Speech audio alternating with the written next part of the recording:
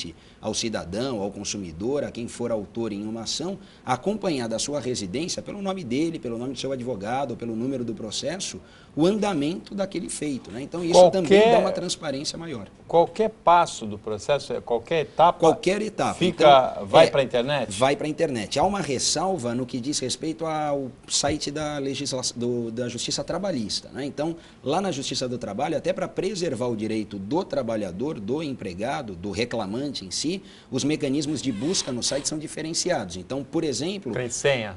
Não tem senha, mas você só faz a pesquisa pelo nome da reclamada, da empresa, ou pelo CNPJ ou CPF dela. Não é possível uma busca, por exemplo, em relação ao nome da pessoa física, do empregado. Né? Isso para que um futuro empregador, exatamente. Não Agora, queira contratar aquele... Até para se consultar o site do Tribunal Regional do Trabalho, por exemplo, não vai aparecer se aquele possível novo empregado tem ou não ação contra o seu ex-empregador. Mas nada que um hacker habilidoso não consiga quebrar, ou nada, né? que as informações constantes do cadastro do ex-empregador preencham. Né? Agora, com relação aos demais, Justiça Estadual, Justiça Federal, é possível fazer essa análise, fazer esse acompanhamento pela internet. É bem verdade que, às vezes, os termos empregados acabam causando dúvida ao internauta.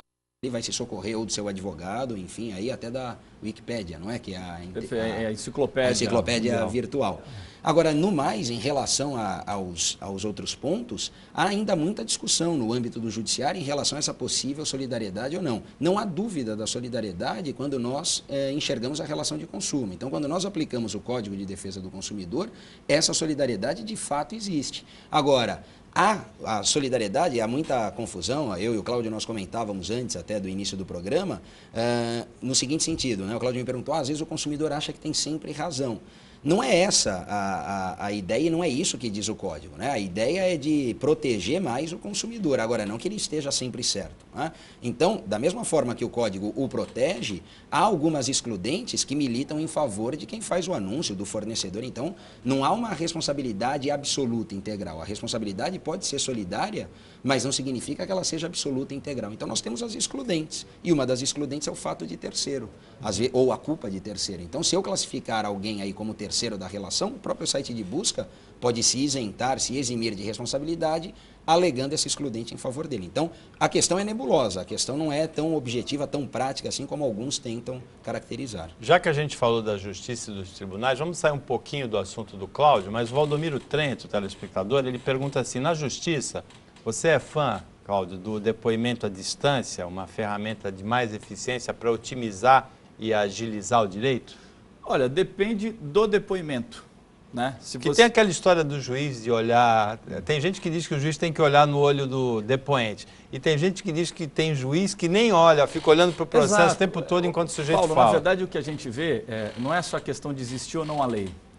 Existe assim, por mais que você tenha talento e esforço, tudo exige tempo.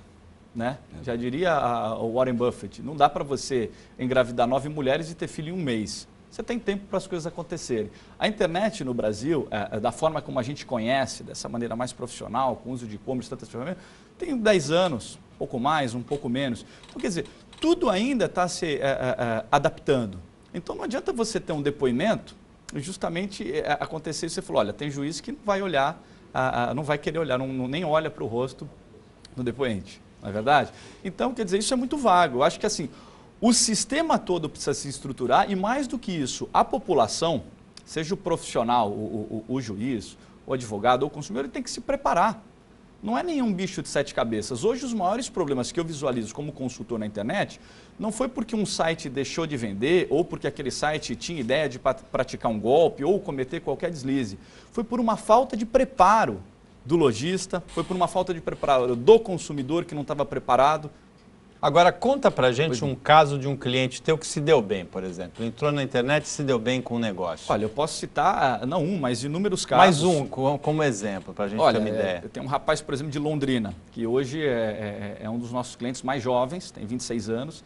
Esse rapaz, ele era balconista de uma empresa de informática, uma empresa pequena, com cerca de 10 funcionários, ele é balconista, ficava no balcão vendendo computador, artigos de informática.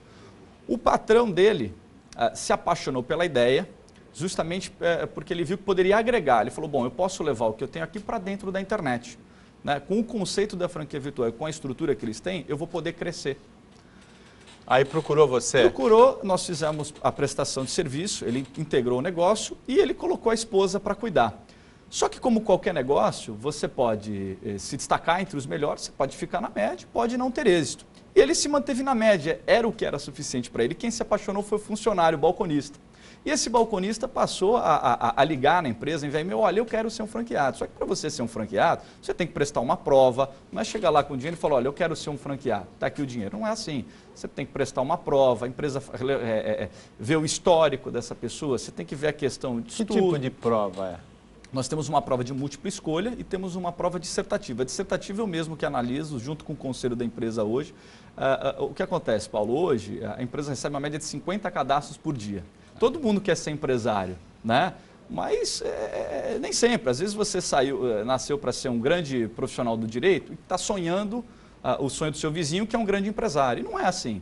Então, tudo isso é muito estudado e aí, a partir daí, a gente filtra o quê? 5%. Quer dizer, de 50 cadastros que a empresa recebe por dia, 5%, ou seja, 3 pessoas realmente têm algum potencial. Se a gente colocar, vezes 360 dias, são mais de 1.000 por ano. A empresa abre 50 vagas por ano. Por quê? Porque não adianta também você crescer sem sustentabilidade. E esse rapaz, ele insistiu tanto, era um rapaz que, pelo menos na minha ótica naquele momento, até por uma questão financeira que ele vivia, né, um indivíduo assim com uma dificuldade financeira muito grande, e como qualquer negócio, você tem que ter assim, uma base financeira mínima. Ele nem nome limpo tinha. E numa das palestras, o projeto social que a empresa tem hoje é da palestra social em universidade, palestras de inclusão digital nas universidades, gratuitamente, né? Eu estava em Londrina fazendo uma dessas palestras, ele ficou sabendo e foi até o hotel me procurar. E eu já não aguentava mais esse rapaz ligar, enviar e-mail para a empresa, resolvi atendê-lo. E ele chegou no hotel, tinha acabado de chegar da palestra, 1h da manhã, a recepcionista telefonou, olha, tem um rapaz aqui. Quando eu abri a porta era ele tirou um cheque do bolso com o valor da consultoria. Olha aqui, seu Cláudio, a minha mãe ela se desfez de uma casinha que a gente tinha para entrar no negócio. Quer dizer, eu fiquei numa situação, ele colocou tudo que ele tinha, né? Eu falei, você quer realmente ser um empresário na área virtual? Ele sentou no pé da cama do apartamento e eu fiquei até 6 horas da manhã explicando para ele. Hoje, ele é um dos maiores fenômenos que a empresa tem, é um rapaz que tem 26 anos, tem o escritório que ele tem, é um dos escritórios que é referência para a empresa, fica numa área super sofisticada em Londrina, num centro empresarial em Londrina, carro do ano, comprou casa, isso tudo em menos de 2 anos, num país hoje que dá tão poucas possibilidades para o jovem. E fazendo o quê? Vendendo equipamentos de informática? Não, ele entrou na internet e ele optou mais pela linha de serviço, então ele se tornou um franqueado. Falou, olha, eu quero ser um franqueado, mas eu não vou me limitar à área de vendas de produtos. Comprar, por exemplo, um computador e vender. Eu quero desenvolver serviços.